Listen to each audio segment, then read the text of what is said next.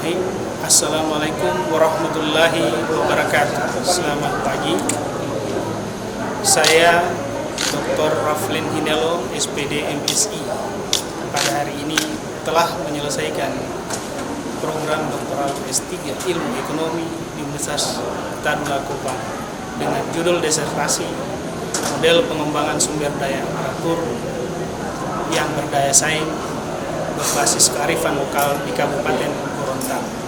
Semoga disertasi saya akan menjadi sebuah pedoman penting dalam pengambilan keputusan oleh pemerintah, baik di kabupaten, provinsi, maupun kecamatan dan desa. Untuk itu, mohon kiranya dapat memberikan dukungan yang sebesar-besarnya dari semua pihak. Terima kasih. Warahmatullahi wabarakatuh. Selamat pagi, salam sejahtera bagi kita sekalian, salam sehat. Dengan senantiasa memohon rahmat Tuhan Yang Maha Esa, pada hari ini Senin 21 Juni 2021, sidang ujian terbuka promosi doktor pada pasca sarjana Universitas Tadulako bidang ilmu ekonomi, konsentrasi manajemen sumber daya manusia atas nama Promovendus Raflin Hinelo dengan judul Model Pengembangan Sumber Daya Aparatur Berdaya Saing dalam meningkatkan kinerja aparat berbasis kearifan lokal Gorontalo dimulai.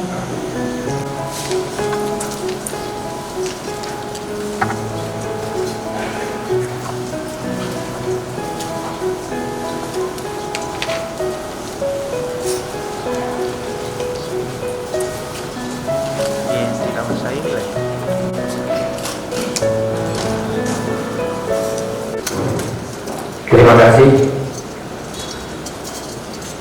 Bismillahirrahmanirrahim. Assalamualaikum warahmatullahi wabarakatuh. Selamat pagi, salam sejahtera bagi kita sekalian.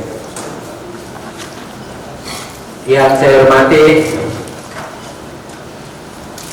Ibu Profesor Dr. Ria Mardiana YSE MSI yang saat ini beliau bergabung atau bersama-sama dengan kita melalui online.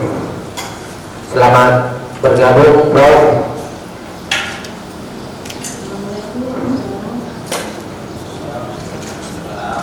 Yang saya hormati Bapak Dr. Edi Tagua, SE MSI. Yang saya hormati Bapak Profesor Dr. Samsul Bahri, SE MSI. Yang saya hormati Bapak Dr. Bakri Hasanuddin, SE MSI. Yang saya hormati Ibu Dr. Nilu Putu Evi Rosanti, SE MM. Yang saya hormati Bapak Dr. Idris, SE MHO. Yang saya hormati Ibu Hadrida Wahyuni Ada, SE MA PhD. Yang saya hormati Bapak Profesor Dr. Syahil Natsir, SE MSI. Dan yang saya hormati Bapak Dr. Maulid Mulyono, SE MA. Yang saya hormati Bapak Ibu hadirin dan hadirat yang saya muliakan. Syukur alhamdulillah, mari kita senantiasa menjadikan puji syukur kehadirat Allah Subhanahu wa taala. Salam dan salawat pada junjungan Nabiullah Muhammad sallallahu alaihi wasallam. Insyaallah pada hari ini tim penguji ujian terbuka akan menguji kandidat Promovendus Saudara Raflin Hinelo, Stambul C203-18012, program studi doktoral ilmu ekonomi dengan judul disertasi Model Pengembangan Sumber Daya Aparatur Berdaya Saing dalam meningkatkan kinerja aparat berbasis kearifan lokal Gorontalo. Bapak Ibu hadirin yang saya muliakan, dengan mengucapkan Bismillahirrahmanirrahim, Sidang ujian terbuka promosi doktor atas nama Profesor Raflin Hinelo dinyatakan dimulai.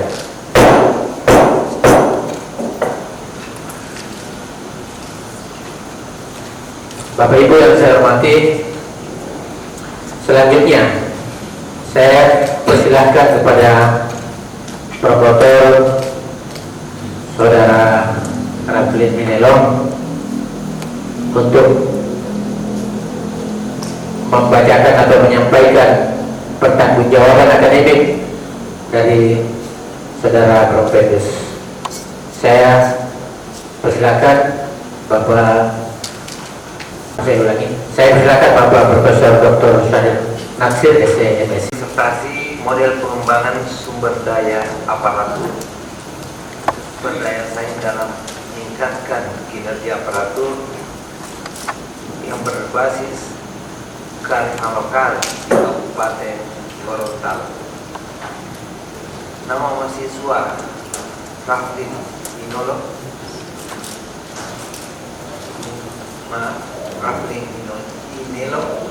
nomor stambuk C203-18-012, program studi Doktor Ilmu Ekonomi, konsentrasi manajemen sumber daya manusia. Promotor saya sendiri Profesor Dr. Syahir Natsir SE/MSc dan co-promotor Dr. Mulyono SE/MA. Profesor Raflin Hinelo lahir di Gorontalo Senin 18 Juni 1973, beramat di perumahan Hafair Regensi Blok F5, Jalan Bali, Kelurahan Pengayuman, Kecamatan Kota Tengah, Kota Gorontalo. Pendidikan S1, Sarjana Pendidikan Ekonomi Akuntansi, program ekonomi STKIP Negeri Gorontalo, lulus tahun 1997. Pendidikan Strata 2 S2 Magister Sains, program studi ilmu ekonomi dengan bidang kajian utama manajemen, program pasca sarjana Universitas Padjadjaran Bandung, lulus tahun 2006. 2018 melanjutkan studi S3 pada program studi doktoral ilmu ekonomi pasca sarjana Universitas Tadulako, dan hari ini akan ujian tertutup 29 April 2021. Ujian terbuka. Penelitian ini bertujuan menemukan dan menganalisis model pengembangan sumber daya manusia berdaya saing dalam meningkatkan kinerja aparatur desa Kabupaten Gorontalo. Hasil penelitian menunjukkan bahwa model pengembangan sumber daya manusia aparatur desa se-Kabupaten Gorontalo memiliki 3 aktor, yaitu perguruan tinggi, eksekutif, pemerintah daerah, dan swasta NGO. Dengan inisiator utama adalah pemerintah desa, sebagai sasaran adalah meningkatkan kinerja para aparatur desa dengan memasukkan unsur-unsur kearifan lokal Gorontalo, Motolo, Mengalaa, Uau, Motolo, Auta. Minta maaf kalau salah sebut karena mulutnya belum biasa, tidaknya belum sempat dengan kata oo banyak, yang merupakan modal sosial sekaligus aset budaya yang ada dalam masyarakat setempat. Sebagai variabel moderasinya, dengan menjadikan kearifan lokal sebagai variabel moderasi dalam penelitian ini, maka dapat memperkuat kinerja para aparatur desa di Kabupaten Gorontalo. Demikian pertanggungjawaban akademik ini kami sampaikan. Selanjutnya untuk keputusan kelulusan kami serahkan sepenuhnya kepada tim penguji. dalam ujian sidang terbuka yang terhormat ini. Terima kasih. Wabillahi taufiq wal hidayah. Assalamualaikum warahmatullahi wabarakatuh. Saya Nasir selaku promotor telah membacakan pertanggungjawaban akademik saudara Prof. Fedus. Selanjutnya atas permohonan saudara Prof. Fedus, maka hari ini saudara akan mengikuti ujian promosi doktor dengan judul model pengembangan sumber daya aparatur berdaya saing dalam meningkatkan kinerja aparat berbasis kearifan lokal Gorontalo. Oleh karena itu, untuk keabsahan dari jalannya pelaksanaan ujian promosi pada pagi hari ini, maka saya persilakan kepada Bapak Sekretaris Panitia Ujian, Dr. Edi Takwa, SE MSI, untuk membacakan surat keputusan yang berkaitan dengan keabsahan ujian pada pagi hari ini. 3082/8-KM/2021 tentang penetapan panitia ujian terbuka disertasi mahasiswa program studi doktor ilmu ekonomi pasca sarjana universitas berlaku. Direktur pasca sarjana universitas berlaku membaca surat koordinator program studi doktor ilmu ekonomi tentang penyelenggaraan dan komposisi tim pelaksana ujian tugas akhir disertasi, menimbang dan seterusnya, mengingat dan seterusnya, memutuskan menetapkan pertama mahasiswa peserta ujian disertasi terbuka di bawah ini nama Raffi Nilo Stambuk C203-18-012, program studi doktoral ilmu ekonomi, judul penelitian model pengembangan sumber daya aparatur berdaya saing dalam meningkatkan kinerja aparat berbasis kearifan lokal Gorontalo. Tim pelaksana 1 Profesor Dr. Insinyur Ahmad Mansari, MSc AIPO Asian Engineering, Ketua, 2 Dr. Edi Takwa, SMSI, Sekretaris, 3 Profesor Dr. Ria Mardiana, SE MSI, Penguji Tamu, 4 Profesor Dr. Samsul Bahri, SE MSI, Penguji Internal, 5 Dr. Bakri Hasanuddin, SE MSI, Penguji Anggota, 6 Dr. Niluh Putu Edi Rosanti, SEMM, Penguji Anggota, 7 Dr. Idris, SEMUM, Penguji Anggota, 8 Harda Wahimi Ada, SEMA PhD, Penguji Anggota, 9 Profesor Dr. Said Nasir, SEMSI, Penguji Anggota, 10 Dr. Maulid Mulyono, SEFA, Penguji Anggota. Kedua, konsekuensi pembiayaan yang diperlukan atas dikeluarkannya surat keputusan ini dialokasikan melalui sistem perhitungan remunerasi sesuai dengan ketentuan peraturan undang-undang yang berlaku. Ketiga, pelaksanaan ujian terbuka secara offline. Keempat, saat ini berlaku terhitung sejak tanggal ditetapkan dengan ketentuan apabila di kemudian hari ternyata ada keluhan di dalamnya akan diadakan perbaikan sebagaimana mestinya. Ditetapkan di Palu pada tanggal 16 Juni 2021. Direktur Profesor Dr. Insinyur Ahmad Mansari, MSI AIPO Asian Engineering, NIP 1958-12-01-1986-03-1003. Dr. Edi Takwa. Selanjutnya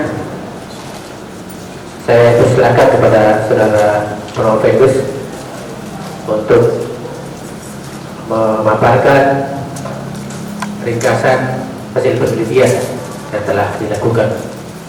Mohon cermati waktu yang tersedia dalam pemaparan ini paling lama 10 menit.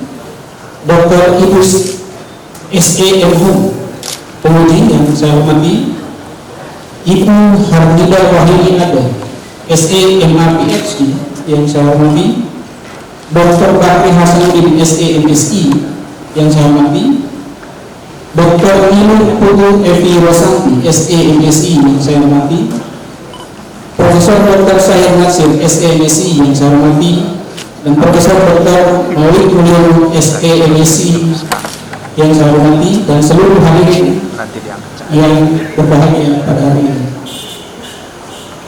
Izinkanlah saya akan mempresentasikan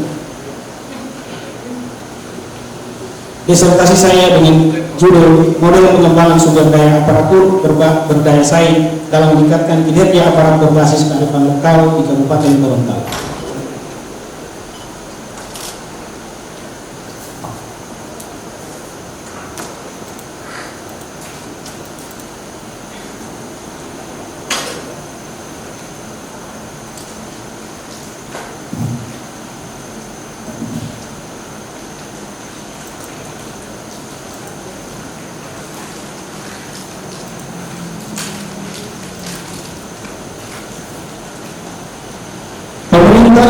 aparat desa yang memiliki kinerja yang tinggi adalah menjadi sebuah tuntutan. Oleh sebab itu dibutuhkan aparat pemerintah desa yang tangguh dalam menghadapi pemerintah. Hal ini adalah suatu tuntutan yang harus dilakukan karena selama ini dalam hal pelayanan dan pembangunan di desa menjadi sebuah keniscayaan. Sasaran pembangunan sekarang ini diarahkan kepada desa. Ini berdasarkan dengan nawacita sebelumnya oleh pemerintah pusat. Oleh sebab itu, dalam pengembangan sumber daya manusia yang berdaya saing, selama dalam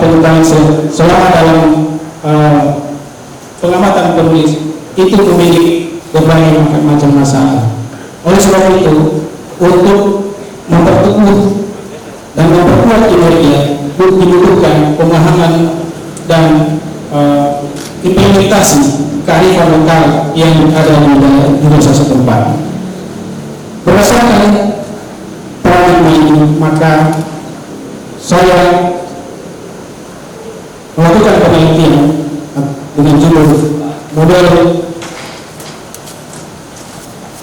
pengembangan sumber daya manusia berdaya saing yang berbasis kearifan lokal di Kabupaten Gorontalo dengan berbagai macam rumusan, yaitu bagaimana model pengembangan sumber daya desa berbasis kearifan lokal di Kabupaten Gorontalo, bagaimana daya saing aparatur pemerintah desa berbasis kearifan lokal di Kabupaten Gorontalo, pengaruh model pengembangan sumber daya aparatur terhadap kinerja, bagaimana pengaruh daya saing aparatur kerja, dan bagaimana interaksi model pengembangan sumber daya aparatur berbasis kearifan lokal terhadap kinerja, serta interaksi daya saing aparatur berbasis kearifan lokal terhadap kinerja desa di Kabupaten Gorontalo. Berbagai macam teori yang kami telah rangkumkan atau kami mengambil beberapa teori yang menyangkut tentang pengembangan sumber daya aparatur, kearifan lokal, daya saing dan kinerja aparatur desa.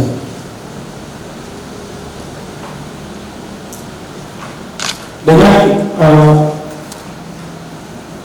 kerangka pikir yang telah kami susun, yaitu pada halaman 68, di mana model pengembangan sumber daya aparatur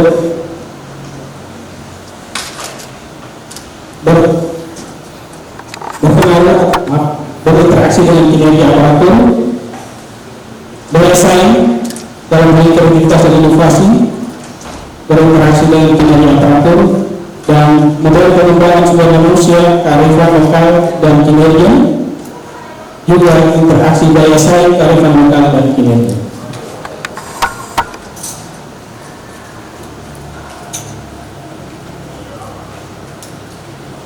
Model penelitian yang dalam penelitian ini adalah eksperimentari yang memiliki dasar pada pendekatan kuantitatif.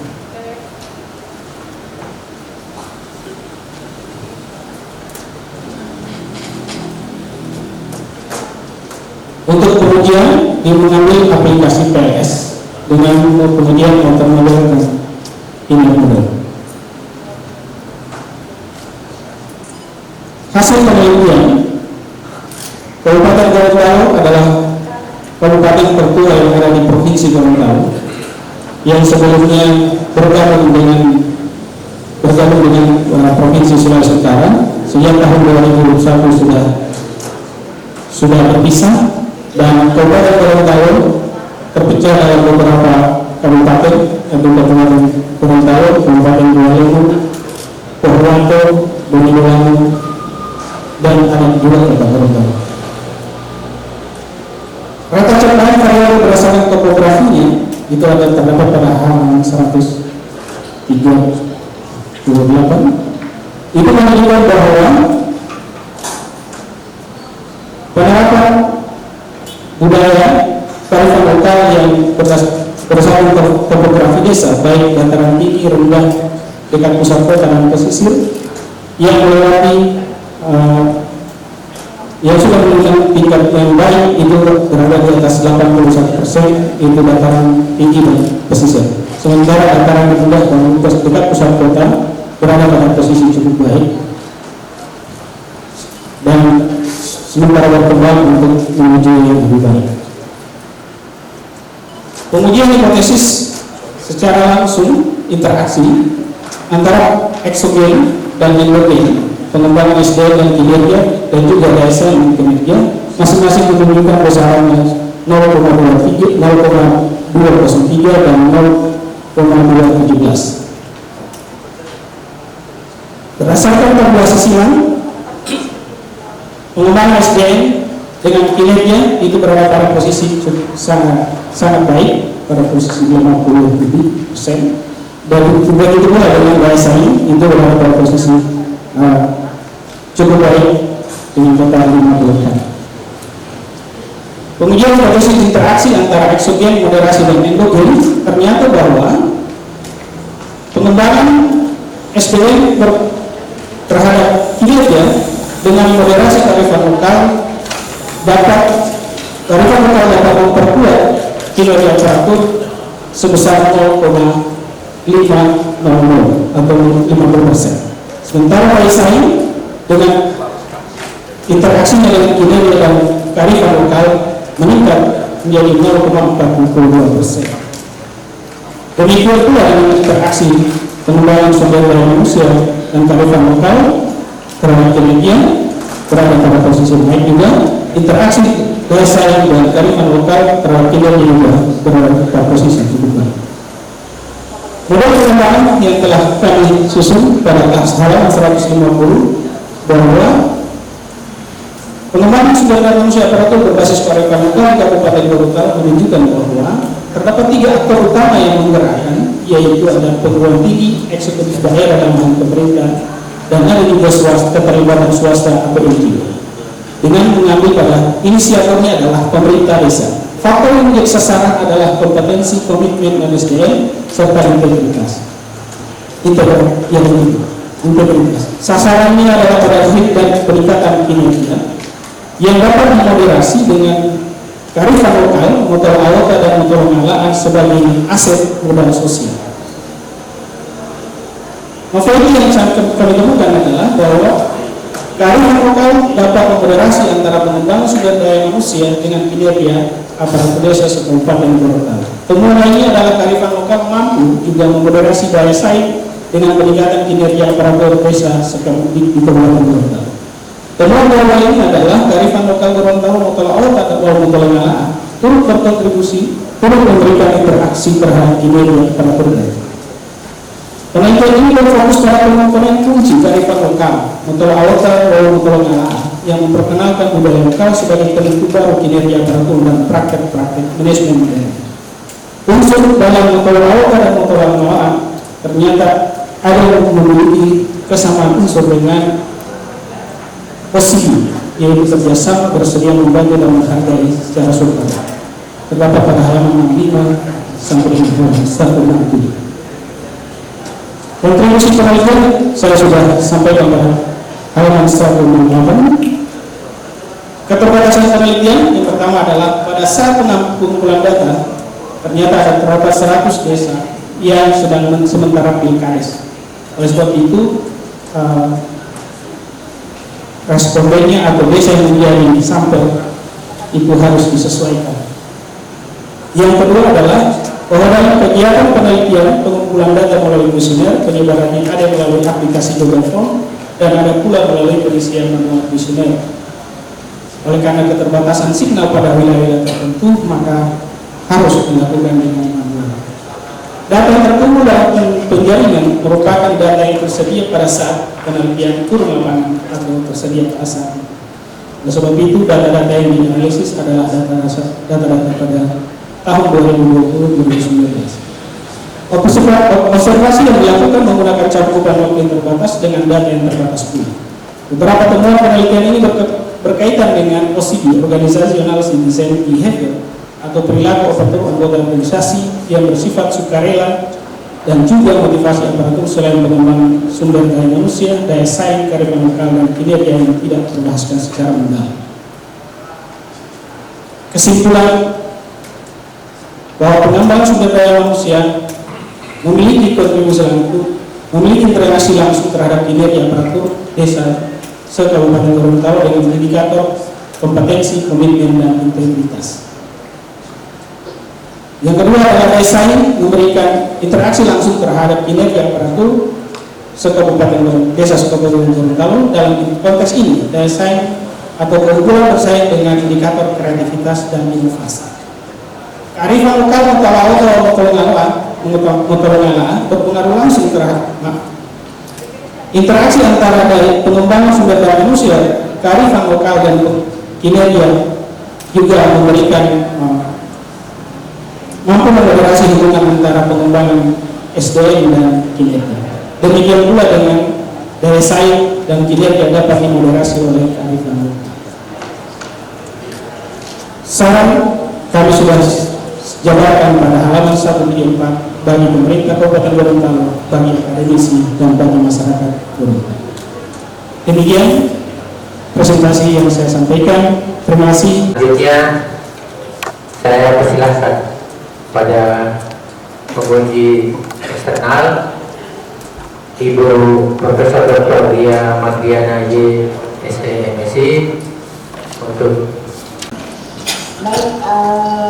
Yang saya hormati Bapak Profesor Dr. Alam Ansyari, MSI ITU Asian Engineering, sebagai Ketua Sidang Direktur Pasca Sarjana Universitas Tadulako, kepada Bapak Dr. Edi Takwa, SEMSI, beliau adalah KPS, kepada Profesor Dr. Samsul Bahri, SEMSI, penguji internal, Dr. Bakri Hasanuddin, SEMSI, penguji yang terdiri dari Bapak Dr. Bakri Hasanuddin, SEMSI, Ibu Dr. Niluh Tutu Evi Rosanti, SEMM, Bapak Dr. Idris SE, MHUM, Ibu Hamidah Wahyudi, ada SE, MA, PhD, Profesor Dr. Syahir Nasir, SEMSI, selaku Ketua Promotor dari Saudara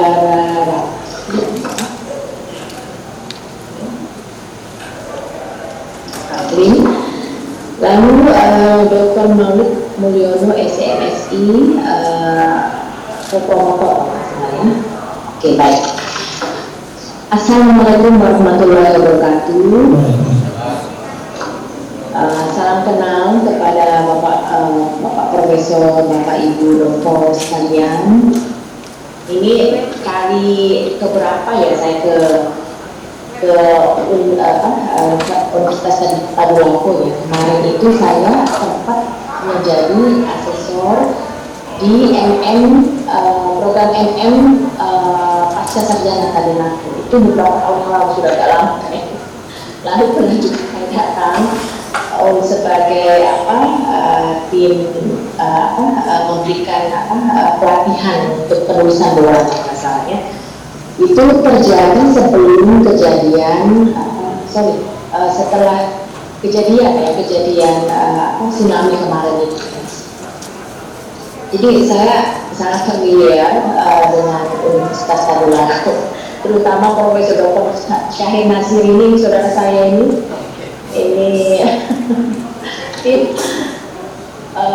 teman kelompok belajar saya ketika saya S3.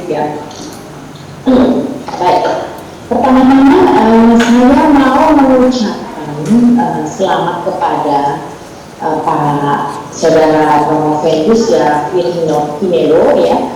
Anda sudah sampai kepada tahap kalau saya mengatakan tahap akhir ya, insya Allah nanti selesai gitu ya. Oke, progres studi Anda di S3. Dan terutama sekali saya mau mengucapkan selamat kepada ibu, keluarga. Kalau orang mengatakan bahwa the man behind the gun, ini the woman behind the man. Peran dari ibu, istri, anak-anak itu keluarga menjadi penunjang ya sampai Bapak Aklin ini sampai kepada tahapan ini. Luar biasa perjuangannya ya. Selamat kepada keluarga, kepada ibu, terutama anak-anak. Dan saya juga mau menyapa tamu sekalian yang hadir, yang saya hormati. Alhamdulillah ya, saya diminta untuk memberikan komentar terhadap naskah dari disertasi Prof. ini, Raflin Hinelo. Mohon maaf, ini Pak Pimpinan Sidang, saya diberi waktu berapa lama ini Pak? Jadi kalau saya nggak dibatasi ini nggak berhenti saya. Silakan Pak, berapa lama? Ya, sesuai dengan persiapan soalnya. Terima kasih banyak Pak Pimpinan Sidang. Ya, sama-sama Bu. Oke baik. Pak Raflin, saya mau mengenal dulu ya, sebelum saya ingin bertanya. Tetapi saya mau mengetahui naskah disertasi Anda ini, pada prinsipnya saya memberikan apresiasi yang luar biasa karena Anda mengangkat kearifan lokal di situ ya. Itu pula yang menjadi novelty dari temuan Anda gitu ya, salah satunya ya. Oke, baik. Anda itu tertarik sekali kepada pengelolaan pedesaan, gitu ya. Lalu menariknya pula yang Anda angkat itu lokusnya itu desa-desa di Gorontalo, gitu ya, Prof. ya. Sekarang muncul pertanyaan, kenapa harus desa, kenapa harus di Gorontalo, begitu. Silakan, saya satu-satu orang Rewan ya Pak, silakan. Sebelum Provinsi Gorontalo berdiri sendiri, yang sebelumnya berada pada wilayah Sulawesi Utara. Tahun 2020 dan 2021 dia terlepas dari Provinsi Sulawesi Utara dan berdiri sendiri menjadi sebuah Provinsi Gorontalo. Yang waktu itu masih ada hanya sebelum berpisah ada dua daerah tingkat 2 yang ada di Gorontalo, yaitu Kota Gorontalo dan Kabupaten Gorontalo. Setelah berpisah sekarang sudah menjadi 6 kabupaten kota Gorontalo di Provinsi Gorontalo. Nah, Kabupaten Gorontalo merupakan kabupaten tertua, kabupaten yang di antara Provinsi Gorontalo memiliki sejarah panjang dan memiliki adat yang kuat untuk dikembangkan dalam kehidupan baik material maupun kehidupan masyarakat.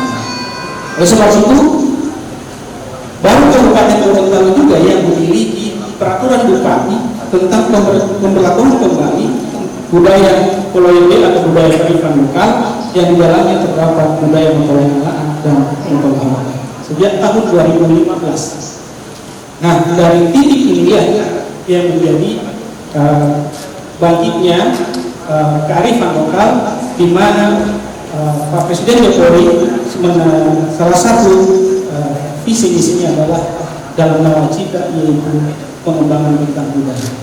Dan oleh sebab itu inilah yang menjadi titik tolak dari kenapa harus berada di Kabupaten Gorontalo.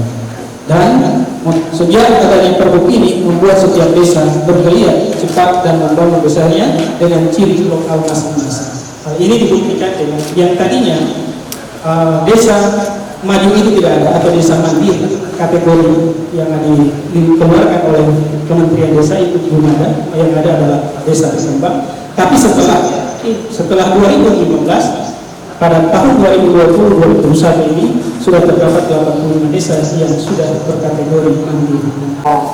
Ini ya bahwa ada jadi latar belakang itu kan berisi tentang bagaimana urgensi dari judul yang Anda angkat gitu ya. Ditambah dengan yang umumnya muncul di latar belakang itu adalah dasar-dasar yang gap issue statistik yang sebenarnya harus muncul mulai dari awal gitu ya. Seperti misalnya Anda harus meng-highlight GNPW-nya apa yang benar. Dan itu kelihatannya belum ada di latar belakang ya Pak Bin ya.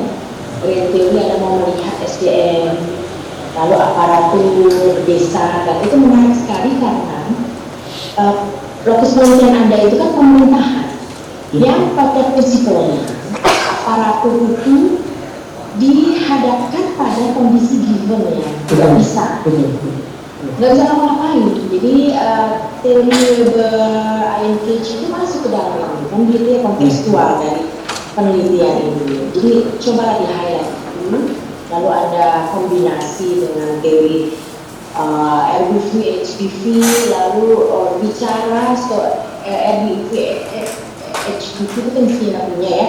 Lalu Du Bois masih dikombinasikan di situ, lalu kita berbicara tentang bagaimana mengelola human resource ini dipandang dari dua sudut pandang soft and hard ya. Soft and hard, so hardnya itu sistem, softnya itu dari employee itself, gitu ya. Jadi coba dinarasikan di latar belakang supaya latar belakang itu. Jadi kalau saya membaca bahwa Anda itu langsung kelihatannya langsung desa, langsung ditancap gas saja, dari situ. Jadi penjelasan awal itu mohon namanya kita juga ada step-step yang harus kita ikuti dalam suatu alur penulisan seperti itu ya. Itu komentar saya untuk latar belakang ya, dikomunikasikan saja dengan promotor dan tim promotor ya. Baik. Lalu selanjutnya ini saya menarik pula bahwa ini banyak sekali menarik nih tulisan Pak ini ya. Biasa lalu menarik pula jadi begini. Anda itu menggunakan dua fase ya, metodologi tahapan penyelesaian terhadap permasalahan yang Anda ajukan gitu ya. Pertama itu saya lihat bahwa Anda ingin menguji signifikansi pengaruh, itu ya. Setelah kedua, Anda membangun sistem model pengembangan SDM gitu ya. Jadi ada dua step sebenarnya tulisan Anda ini, itu menarik sekali. Cuman kelihatannya saya boleh memberikan saran. Jadi step untuk permasalahan satu dua, Anda kan mengajukan berapa permasalahan? Nah ya, satu dua itu alangkah baiknya kalau Anda langsung menyebutkan apakah ini berpengaruh terhadap ini, ya? Ini berpengaruh terhadap daya saing, berpengaruh terhadap kinerja. Lalu pengembangan SDM berpengaruh terhadap kinerja. Nanti pada fase terakhir bahwa bagaimanakah model pengembangan SDM aparatur desa, bla bla bla gitu ya. Bisa dipahami ya, supaya ini meng-capture dua metodologis yang sebenarnya dua step langkah dalam metodologi yang Anda ingin selesaikan kan gitu ya di dalam disertasi Anda gitu ya. Itu saran ya. Jadi itu silakan dikomunikasikan kembali, saya hanya memberikan saran, tapi ending dari persetujuan itu kan letaknya di tim promotor dan promotor ya. Oke, baik. Selanjutnya yang menarik pula, ini menarik ya, bahwa Anda itu memasukkan menjadikan indikator indikator dari komitmen, indikator variabel ya, indikator ya, indikator dari pengembangan SDM dan indikator dari daya saing yang sebenarnya itu kalau kita telisik lagi ya, itu merupakan hal-hal besar ya Pak Berklin ya, Veus ya. Jadi seperti misalnya kita bicara kompetensi itu merupakan penggabungan antara skill, attitude, and knowledge kan gitu ya. Lalu komitmen yang umumnya digunakan adalah cognitive commitment, continuous, lalu afektif dan normatif gitu ya. Sementara integritas itu cara kejujuran, terus fullness katanya gitu ya, dan segala hal yang terkait dengan aturan-aturan dan fairness dan sebagainya. Tapi akan kemas ke dalam satu bentuk yang menjadi sederhana ya, yang tadinya harusnya bisa dilihat dan bisa menjadikan itu sebagai suatu pengukuran tersendiri yang lebih rigid, tapi Anda buatkan sederhana. Itu menarik sekali menurut saya ya. Tapi nggak masalah. Tapi ini untuk kedepannya bisa dikembangkan lagi menjadi untuk penelitian lanjutan ya, dengan menggunakan jadi kompetensinya itu dijadikan sebagai variabel gitu, dengan turunan indikator. Kalau ini nampaknya dimensi yang dijadikan variabel gitu. Dimensi dijadikan indikator, gitu ya. Jadi itu yang menarik sekali menurut saya ya. Jadi perlu ditambahkan kalau kita bicara ini keilmuannya, menyederhanakan yang rumit tapi bukan merumitkan, tambah yang rumit kan bisa menjadi tambah rumit gitu. Jadi bagus sekali itu ya, tetapi penegasan-penegasan ini perlu dipikirkan dan maksudnya diceritakan di metodologi penelitian Anda gitu ya, bahwa Anda menggunakan untuk menyelesaikan permasalahan yang diajukan, Anda menggunakan 2 langkah. Dengan langkah pertama apalagi namanya menguji hubungan, signifikansi hubungan, lalu yang kedua membangun model. Jadi gitu ya Pak Raflin ya. Jadi dipertajam saja di metodologi penelitian Anda. Oke, sekarang pertanyaannya seperti ini. Jadi temuan Anda itu kan semua punya pengaruh yang signifikan. Jadi hipotesis yang Anda ajukan itu diterima. Jadi itu kan kelihatannya ya kembali lagi menyederhanakan temuan Anda, kan begitu ya? Bahwa baik-baik saja semua.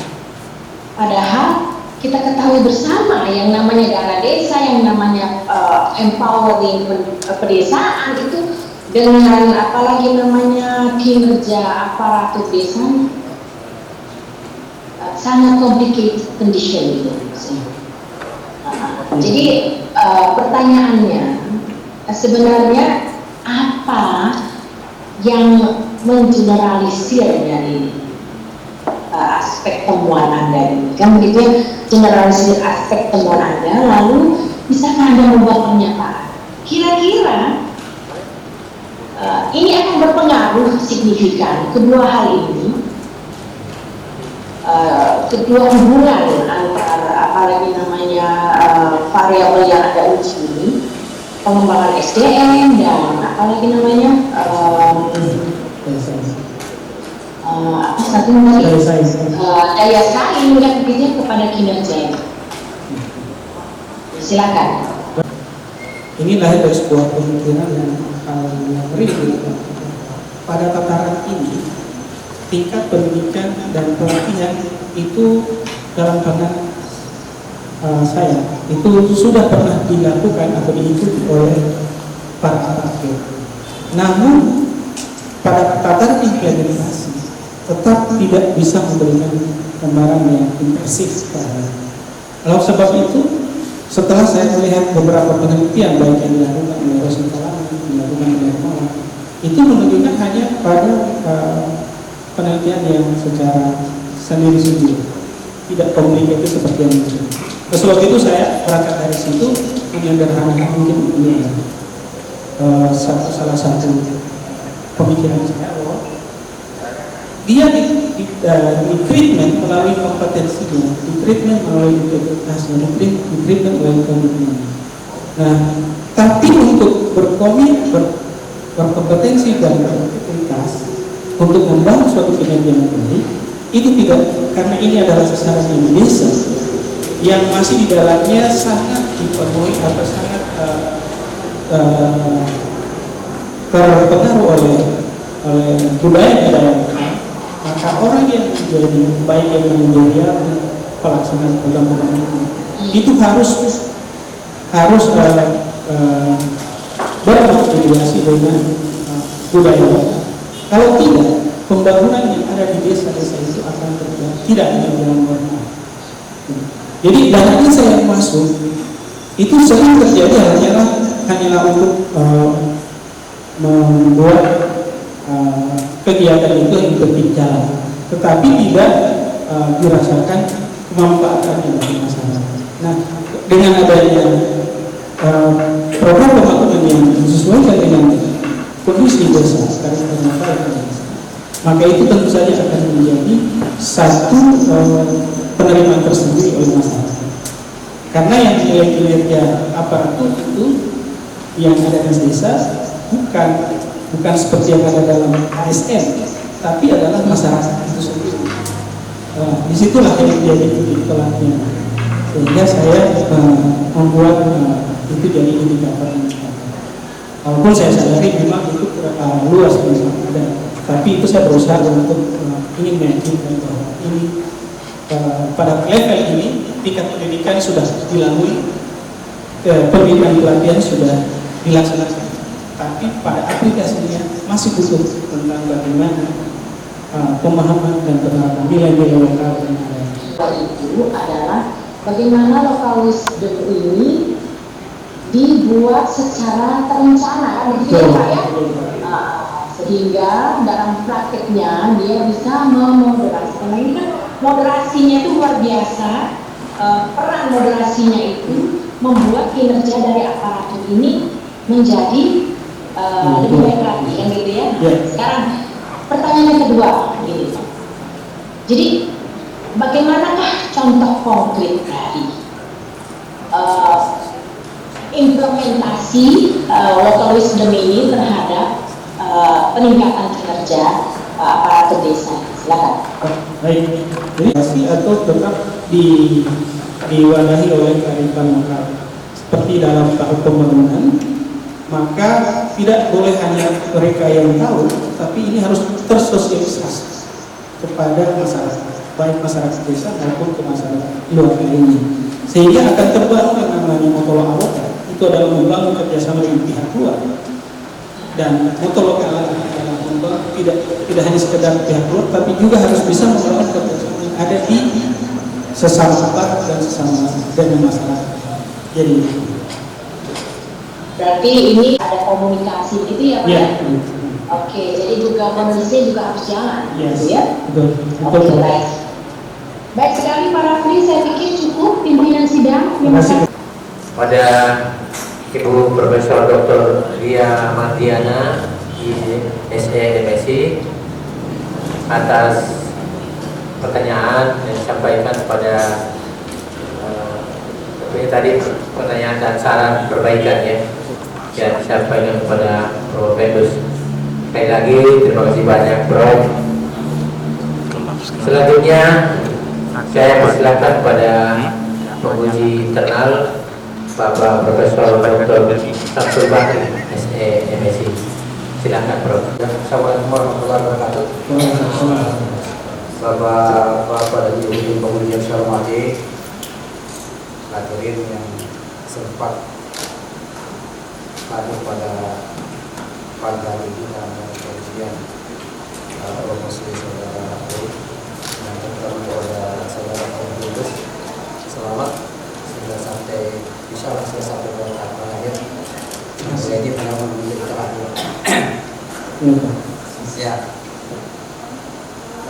Sudah banyak yang dipertanyakan dan disampaikan tadi oleh Ibu Menteri ya.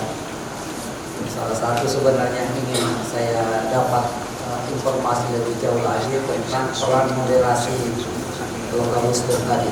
Tapi ini sudah jawab dengan baik. Tetapi satu hal yang masih ada pertanyaan di sini terkait dengan local wisdom ini. Kalau kita melihat hasil penelitian saudara Prof. Fendus itu bahwa ternyata antara desa di dataran tinggi dengan daerah pesisir itu berbeda lokal wisdomnya dengan daerah perkotaan dan dataran rendah ya. Ini ada perbedaan. Kira-kira apa yang bisa saudara Prof. Fendus menjelaskan tentang perbedaan lokal wisdom? yang mulai mengembangkan dan memegang teguh budaya lokal itu biasanya itu adalah berada di pada daerah pesisir dan daerah dataran. Sementara dataran rendah dan dataran dekat pusat kota itu masih di kategori budaya. Hal ini telah saya tanyakan, ternyata bahwa di desa-desa seperti itu yang di dataran dekat pesisir dan dataran itu masih memegang teguh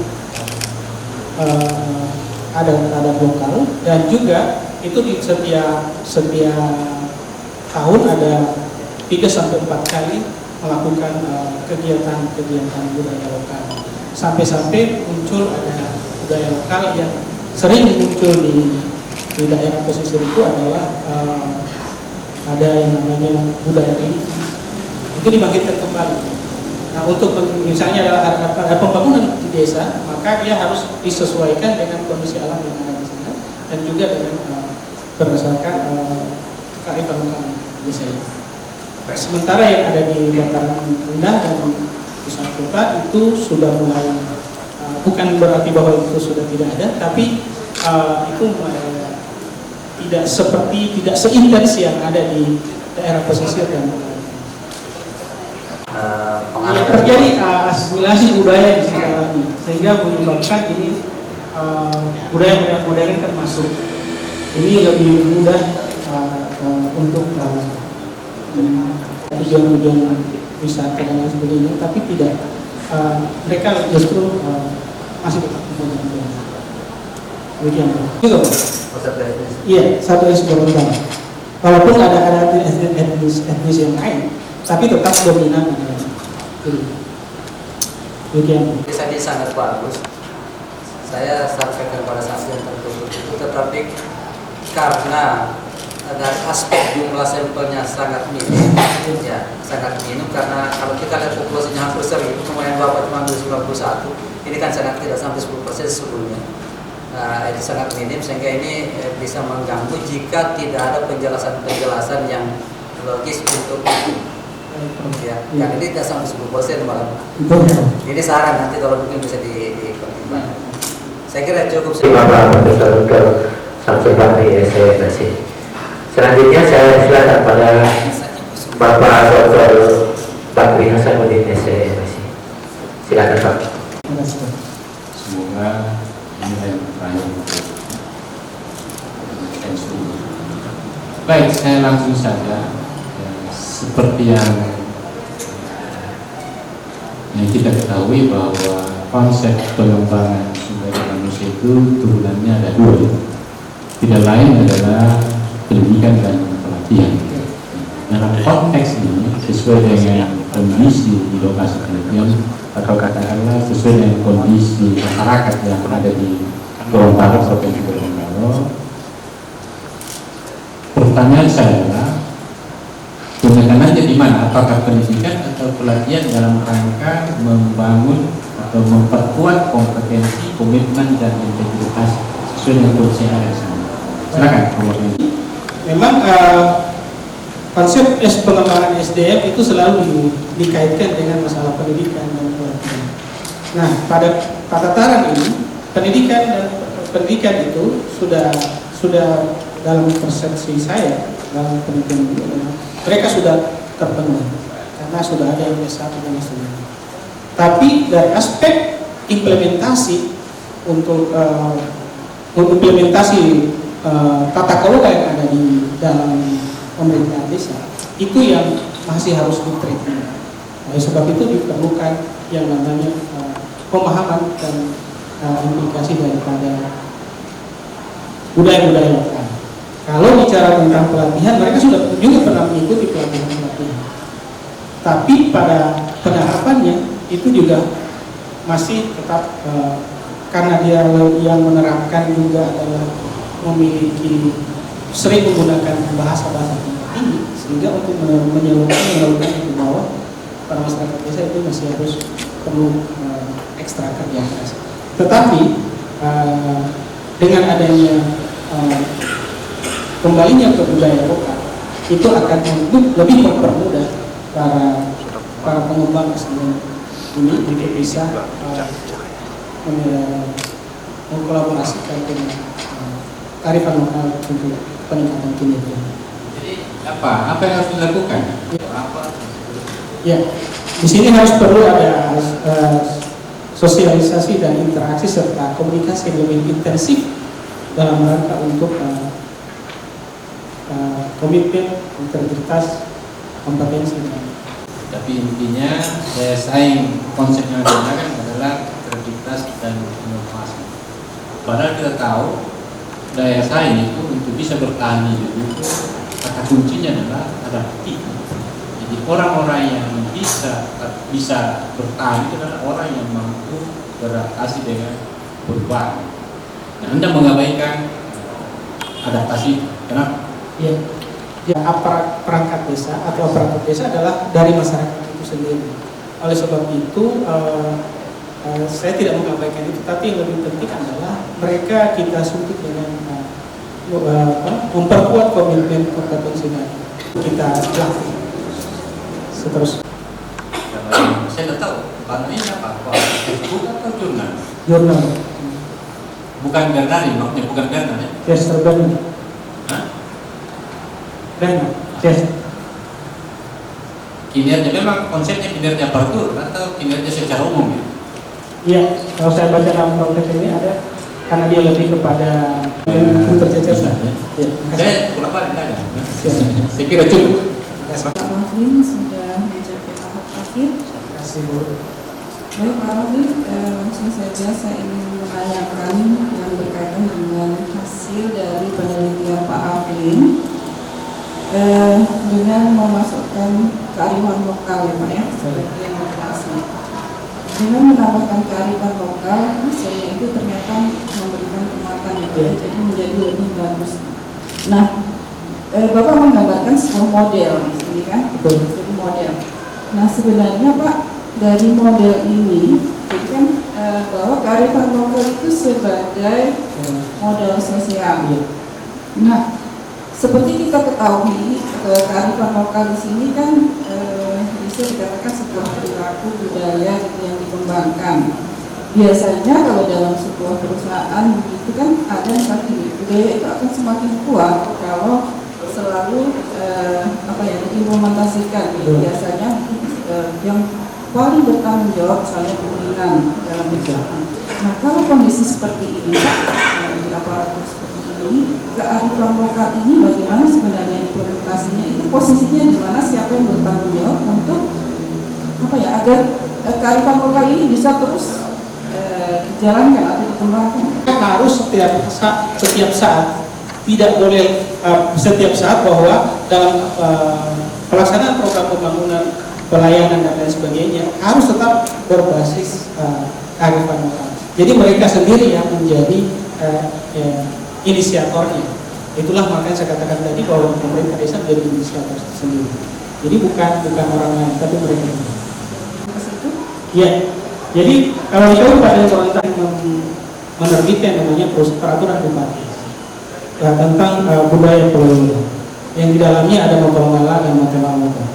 Nah, dalam konteks ini itu sekarang juga diikuti oleh provinsi demikian juga. Tapi provinsi baru ini mulai melakukan. Tapi sejak tahun 2015 itu pemerintah tidak hanya ada di kabupaten di desa, tapi kabupaten ASN yang ada di Kabupaten Gorontalo juga sudah mulai itu. Jadi tidak berdiri sendiri, tapi juga sekarang sudah jalan sama-sama. Berarti dari pemerintah daerah ya Pak? Kalau Bapak lihat apa perbedaannya ini? Apakah kan Bapak mensejajarkan dengan usia ini? Bisa dijelaskan? Iya. Penelitian selanjutnya pengolahan data yang saya gunakan, ternyata unsur-unsur ini juga ada terwakili dalam OCB. Tapi OCB yang ada yang dikembangkan oleh beberapa hal itu lebih pada di perusahaan atau organisasi komersial. Nah, tapi karena mereka sasarannya adalah untuk mendapatkan laba yang besar. Tapi untuk di pemerintah desa atau aparatur desa ini kan lebih banyak pada sosialnya. Jadi kalau boleh saya bisa menyatakan bahwa sebenarnya pada budaya lokal itu ada pada tataran organisasi publik, dan OCP ini itu berada pada tataran organisasi komersial. Kalau juga itu tidak benar. Terima kasih banyak pada Ketua Sidang yang memberikan kesempatan kepada saya. Pertama-tama saya ucapkan selamat kepada Provendus yang saya kira hari ini adalah suatu pengalaman tersendiri yang Anda temukan sebagai akhir perjalanan dalam akademik, tapi saya kira ini awal dari aplikasi di masyarakat. Insya Allah hasil yang akan kita capai pada hari ini. Baik, jadi saya pertama-tama memberikan semacam komentar ya atas hasil penelitian yang saudara sudah lakukan melalui 3 variabel, Pak ya. Jadi pertama adalah pengembangan SDM, kemudian berdaya saing, dan ada satu variabel moderatornya yaitu variabel kearifan lokal. Saya tertarik pertama di dalam mengomentari hasil dari variabel daya saing terhadap kinerja melalui kearifan lokal. Kenapa saya tertarik di sini? Karena dimensi yang Anda gunakan di dalam daya saing itu adalah kreativitas dan inovasi, ya. Kenapa saya komentari terutama di sini adalah kreativitas yang mau digunakan di dalam melaksanakan kinerja aparatur. Saya justru berpikir dengan menggunakan kreativitas ini akan berdampak negatif terhadap pelaksanaan kinerja aparatur. Aparatur diatur dengan aturan-aturan, apalagi yang berhubungan dengan keuangan misalnya. Anda mau kreatif, mungkin baik Anda punya saran atau Anda mau lakukan, tetapi bertentangan dengan pertanggungjawaban keuangan.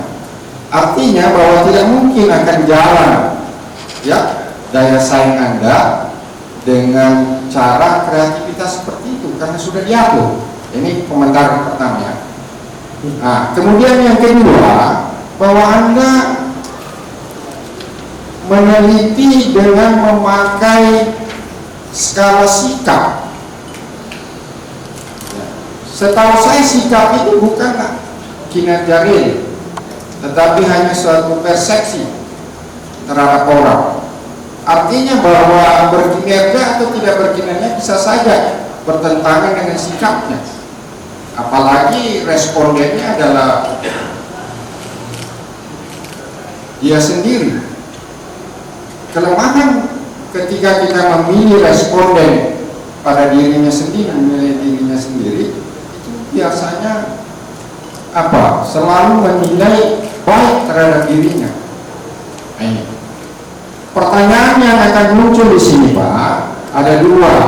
Pertama, bahwa apakah Anda atau promotor samakan sikap dengan kinerja real? Ini yang pertama. Kemudian yang kedua, bagaimana Anda bisa atau bagaimana daya saing Anda bisa bentuk melalui kearifan lokal, sementara kearifan lokal itu adalah budaya masyarakat. Ya, seperti yang saya katakan tadi, bahwa permintaan misalnya tentang pembangunan desa itu tentunya selama ini kita bisa lihat saja. Misalnya yang sekarang pandemi, bantuan-bantuan itu coba lihat, masyarakat begitu antusiasnya, begitu mengharapkannya, tetapi dalam kenyataan kan tidak semua mendapatkan. Karena kenapa? Karena ada aturan. Nah, kalau Anda mengambil kearifan lokal, seharusnya itu kan harus mengikuti budaya masyarakat. Sementara aparatur tidak mungkin bisa mengikuti semuanya budaya itu. Nah, pertanyaannya di situ, Pak. Apakah aparatur bisa menciptakan suatu daya saing melalui kearifan lokal tanpa misalnya merubah kearifan lokal itu sendiri?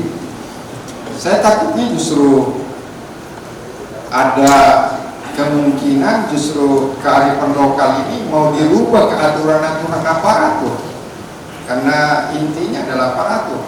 Merubah aturan-aturan yang sudah jadi rule itu harus bisa mengadopsi tentang kearifan lokal yang ada. Sementara dia sudah menjadi satu konsensus atau ketentuan sendiri. Nah, perlu kita pilah bahwa aparatur yang ada di desa adalah bukan aparatur yang ASN. Jadi aparatur desa adalah hanya lebih kepada yang di desa itu hanya bukan yang asli, sehingga mereka dalam bekerja itu berdasarkan kondisi yang ada di desa. Tapi bukan berarti bahwa itu tidak diatur dari tingkat atas. Nah, rule yang seperti yang tadi Bapak sudah sampaikan bahwa misalnya dari aspek keuangan dana desa itu tidak bisa. Maka model yang di statement adalah pada programnya dan pada implementasinya, sehingga diharapkan bahwa program pembangunan dan pelayanan di desa itu tidak full berada pada pelayanan seperti yang ada di pemerintahan kabupaten kota, tapi dia harus bisa ada ciri khas tersendiri yang dimiliki oleh desa itu sendiri. Itu saja Pak. Desa itu. Kedua, kinerja aksi dan kinerja. Nah, ini di sini adalah yang lebih penting adalah bagaimana sikap mereka dari para aparatur ini untuk bisa membangun pelayanan dan program yang ada di desa untuk bisa menjadi suatu kinerja yang baik. Waalaikumsalam warahmatullahi wabarakatuh. Terima kasih Bapak Dr. Idris SE. Selanjutnya silakan Ibu Hamidah Wahyuniada SMA PhD. Silakan Bu. Ya, jadi dengan Pak Raflin ini saya memiliki sejuta kenangan. Maaf ya Bu, kenangan akademik. Ya, jadi saya secara tidak langsung menyaksikan bagaimana kepompong itu berkembang menjadi kupu-kupu yang sudah siap untuk menebarkan keindahannya. Ya, jadi saya juga yakin bahwa Pak Raflin ini adalah salah satu intelektual yang dimiliki oleh Universitas Negeri Gorontalo yang sepertinya memiliki kapasitas yang bisa dikembangkan untuk menjadi lebih baik. Ya Pak Dekannya. Iya, jadi dari tadi Bapak sudah ditanyakan dari berbagai aspek mengenai penelitiannya ini. Saya untuk pertanyaan yang pertama mau bertanya, selain daripada jarak yang memisahkan antara Gorontalo dan Palu, bagian mana yang buat Bapak Raflin ini adalah sangat menantang hingga sampai pada tahapan hari ini? Yang saya harus ujian nasional dan anak-anak saya lebih dekat dengan saya.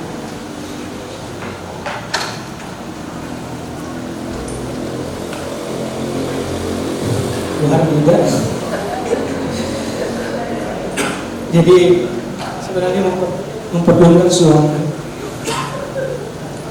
tidak boleh setengah-setengah, harus total. Dan itu terima kasih pada istri dan anak saya. mungkin itu dipunyai oleh orang-orang yang qualified,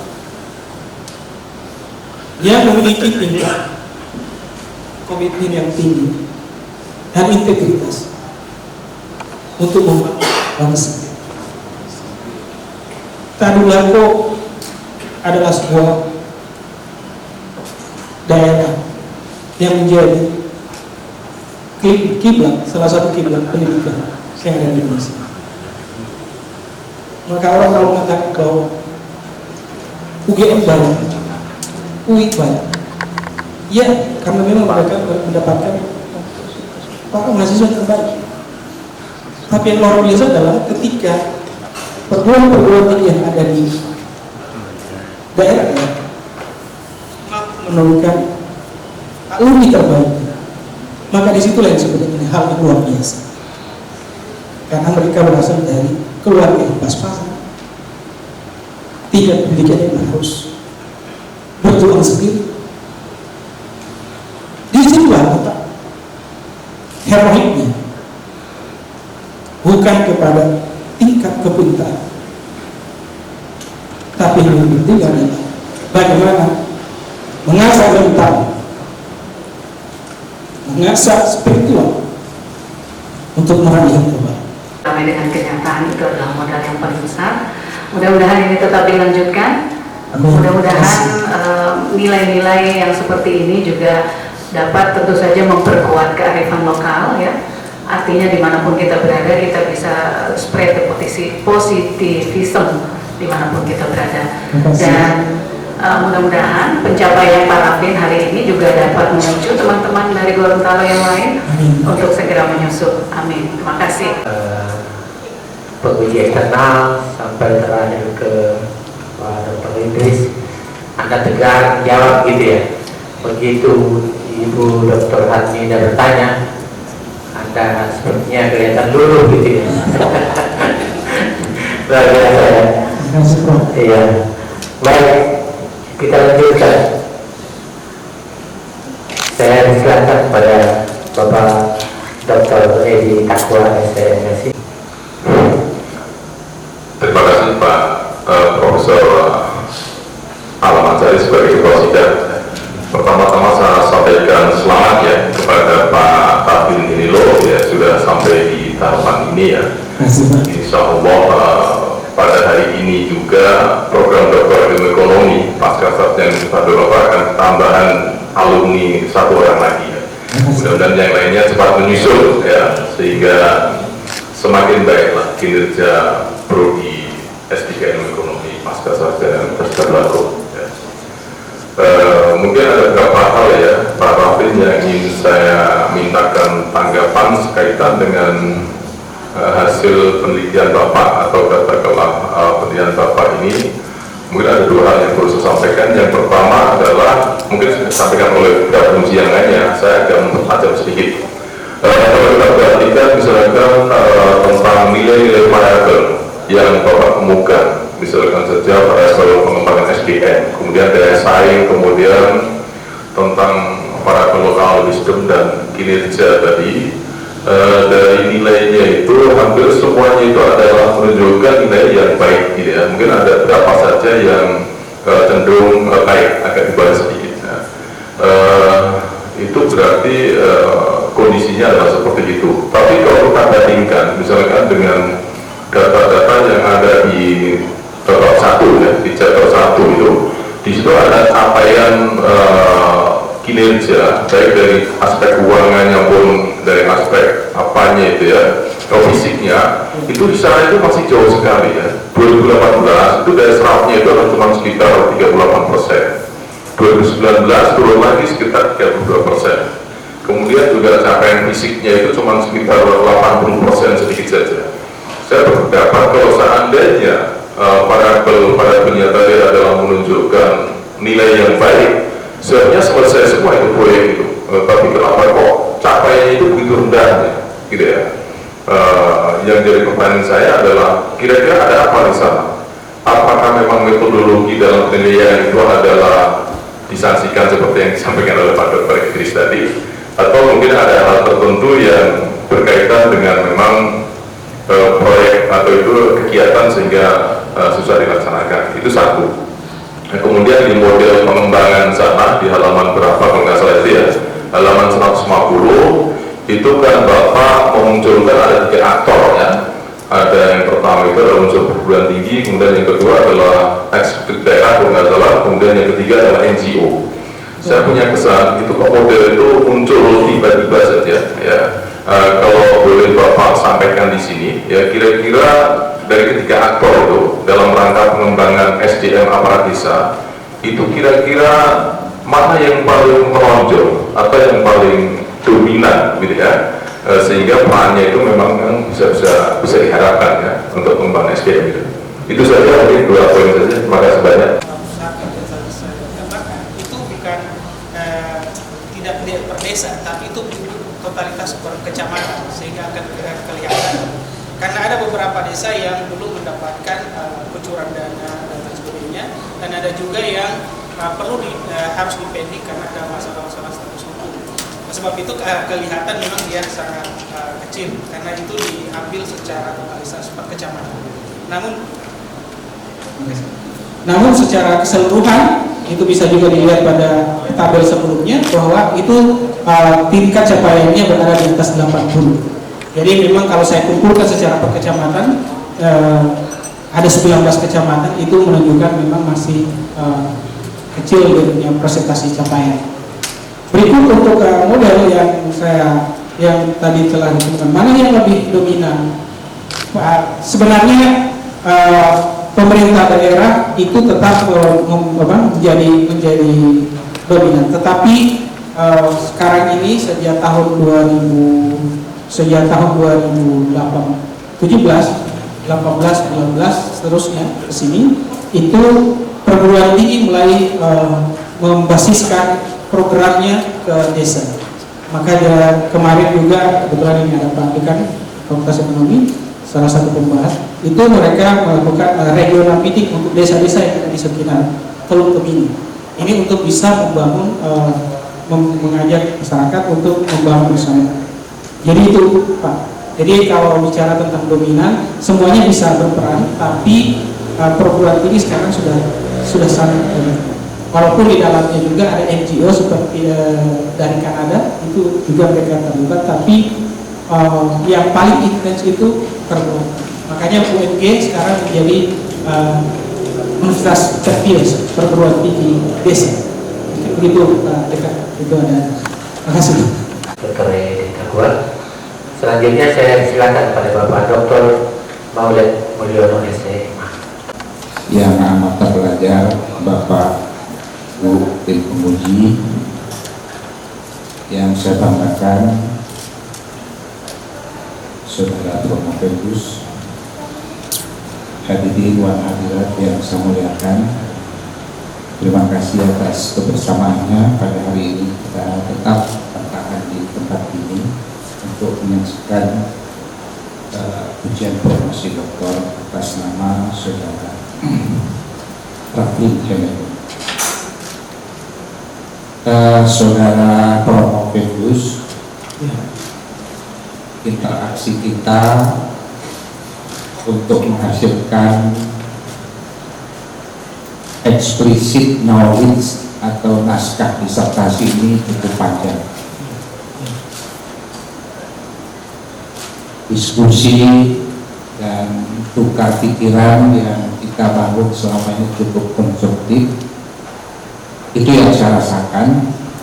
Entahlah Saudara Raflin, mungkin juga ada sesuatu yang memberatkan, tapi saya perlu memberikan apresiasi yang tinggi melalui forum ini karena Saudara Raflin sudah begitu besar menunjukkan kesungguhannya untuk menyelesaikan studinya.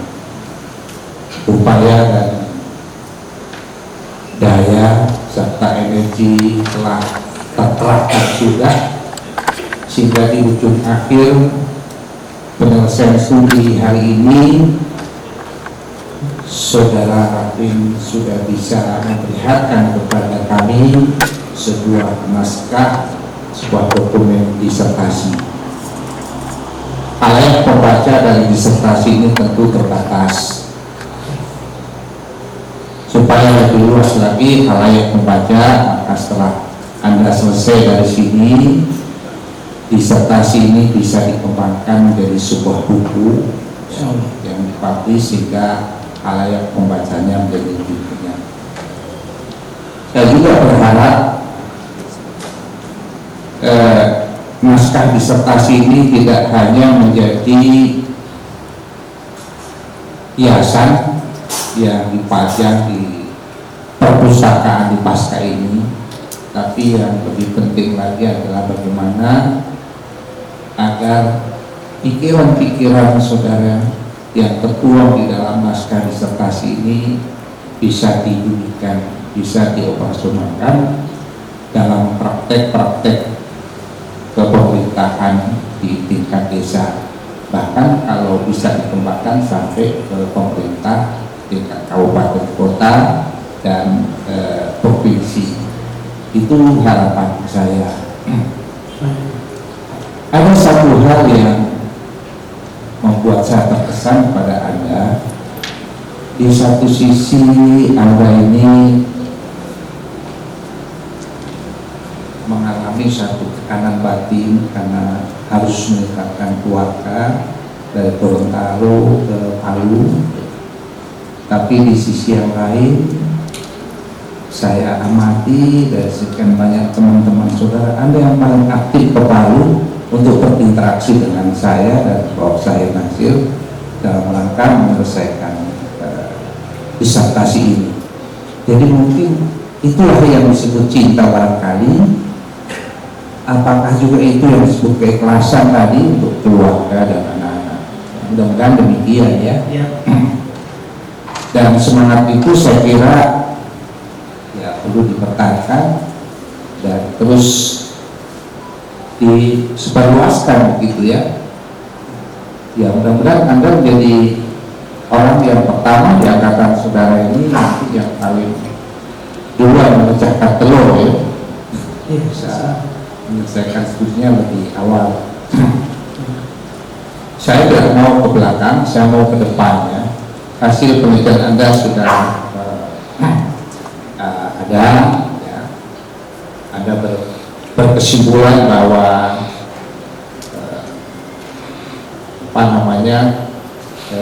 nilai-nilai lokal ini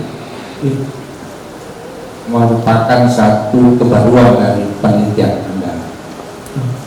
Ya, tindak lanjut dari novelty itu tentu harus bisa dibumikan untuk mengoperasionalkan lebih lanjut dari novelty penelitian saudara ini. Diperhadapkan dengan suatu kondisi yang amat berbeda dengan kondisi saat ini. Kita sudah masuk di dalam era industri 4.0, di mana di sana ada beberapa karakteristik masyarakat, ada beberapa kemunculan profesi baru yang di sana, dan itu yang menjadi tantangan di dalam menerapkan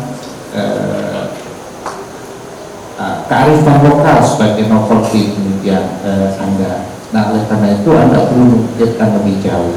Nah, sebagai pembuka wawasan ke depan yang harus Anda perjuangkan ke depan, kira-kira saudara Promovinus merumuskan langkah-langkah apa agar kearifan lokal itu bisa diimplementasikan di dalam praktek-praktek kepemerintahan desa agar kinerja aparatur itu bisa meningkat. Kita tahu bahwa kearifan lokal itu di dalam konteks ilmu ekonomi itu adalah faktor non-ekonomi yang tidak pernah tersentuh di dalam kajian ekonomi.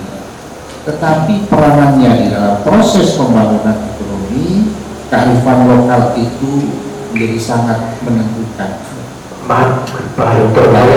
Oleh karena itu, silakan Anda bisa mengekspor melalui forum ini dan akan bersama-sama. Terima kasih banyak sudah ditegur. Bola saat ini waktu untuk saya. Sekian. Pihak Kabupaten Gorontalo sudah menyatakan bahwa mereka akan menginginkan untuk melakukan kerjasama dengan Fakultas Ekonomi Insya Allah tentang masalah untuk melatih kembali atau mendidik kembali para aparatur untuk bisa mampu mengimplementasikan program-program pembangunan yang ada di desa dengan tetap basisnya pada kearifan lokal. Karena kebetulan juga Bupati Kabupaten Gorontalo adalah seorang guru besar, mantan rektor UNJ, jadi beliau sangat intens dan bahkan Provinsi Gorontalo juga kemarin saya sempat jadi salah satu narasumbernya. Sebenarnya bukan narasumber, cuma dimintai keterangan tentang yang saya tulis. Itulah yang menjadi memperkuat saya untuk bahwa penelitian ini perlu untuk disebarluaskan. Interaksi penelitian, ada satu hal yang saya mau sampaikan kepada Nafi adalah tantangan. Kenapa harus Bapak menerima tantangan yang saya selalu berikan? Silakan. Yang lebih. Oleh sebab itu ketika saya mau menyatakan setelah saya sidang seminar hasil, saya waktu itu ingin menyatakan bahwa kepada promotor dan kopromotor ditanya kapan sidang komisi 3, saya menyatakan saya balik dulu Pak, saya introspeksi diri dulu untuk puasa, waktu itu puasa. Namun secara kebetulan baik Pak Maulid, Prof. Sahir itu sama-sama menyatakan Raflin, puasa itu memiliki hikmah yang tinggi. Hanya itu saja.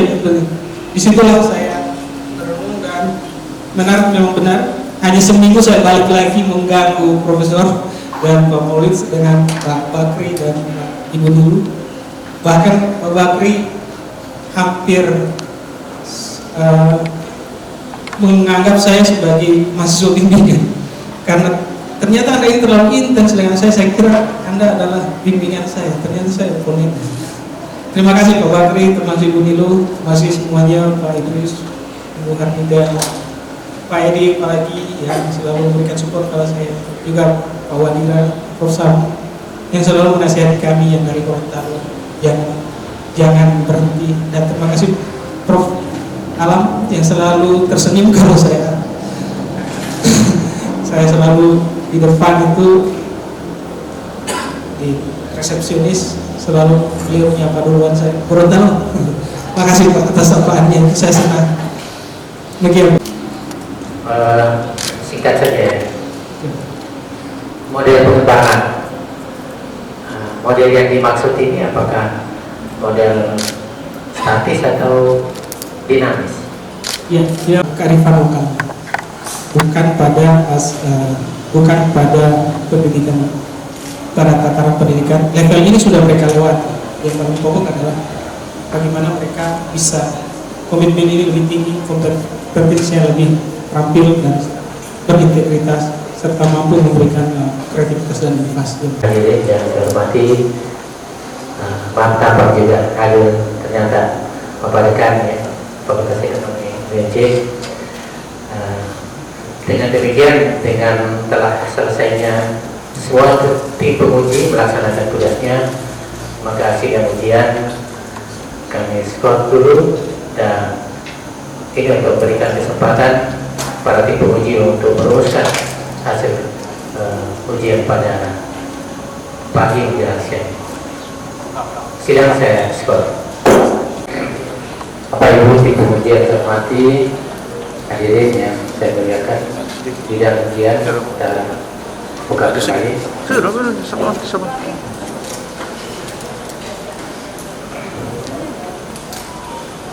Saudara Profesor, setelah tim penguji melakukan rapat dan diperoleh nilai sebagai berikut. Rata-rata nilai yang masuk berdasarkan jawaban atas pertanyaan serta karya ilmiah yang dihasilkan memperoleh nilai rata-rata 87,77.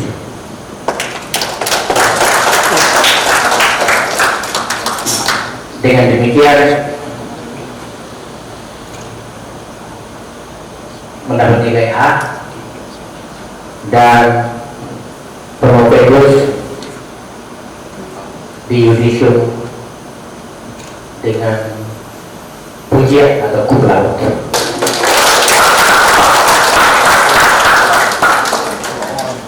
Beberapa hal yang mendasari sesuai aturan yang ada mengapa promovedos memperoleh predikat yudisium cum laude, karena IPK rata-rata IPK 4,0 dan masa studi 2 tahun 11 bulan 20 hari.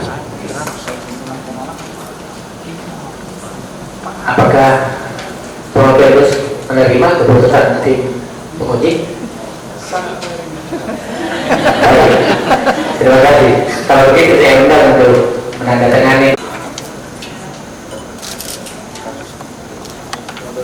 Saya Ketua Panitia Ujian Doktoral melantik Saudara Raflin Hinelo menjadi doktor dalam bidang ilmu ekonomi, konsentrasi manajemen. Semoga Allah Subhanahu wa Ta'ala menerima amalan saudara sebagai amalan jariah yang akan saudara abdikan bagi ilmu pengetahuan nusa, bangsa, dan agama.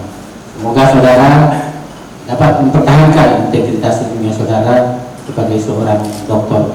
Saya ucapkan selamat. SEMSI. Iya, atas nama rektor Bu, kami Dr. Ria Mardiana SEMSI menjadi tim penguji eksternal pada ujian promosi doktor ilmu ekonomi atas nama Raflin Hinelo. Mohon diterima Bu, dan terima kasih sekali lagi atas kesetiaan Ibu.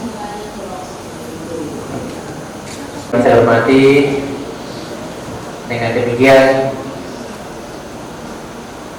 sebelum saya tutup, saya ingin menyampaikan terima kasih dan penghargaan yang setinggi-tingginya kepada Bapak Ibu tim penguji, pada Bapak Dr. Edi Takwa SEMSI, pada kepada Ibu Profesor Dr. Ria Mardiana SEMSI, pada Bapak Profesor Dr. Samsul Bahari SEMSI, pada Bapak Dr. Bakri Hasanuddin SEMSI, pada Ibu Dr. Niru Putu Evi Rosanti SEMN, pada Bapak Dr.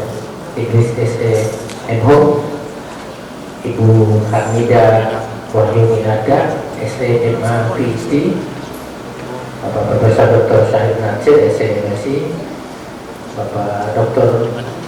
Maulid Mulyono SMA, dan kepada Bapak Ibu hadirin serta Pak Rekan, terima kasih atas kehadirannya mengantarkan dan menyaksikan langsung Dr. Raflin Hinelo dalam ujian terbuka ini.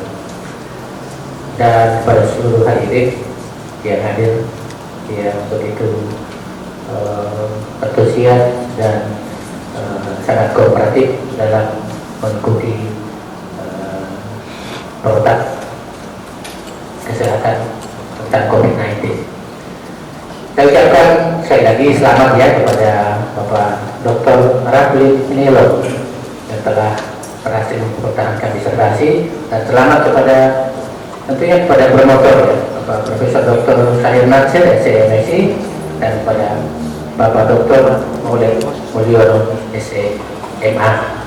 Dengan demikian, dengan mengucapkan alhamdulillahirrahmanirrahim, acara sidang ujian promosi doktor pada siang hari ini dinyatakan selesai.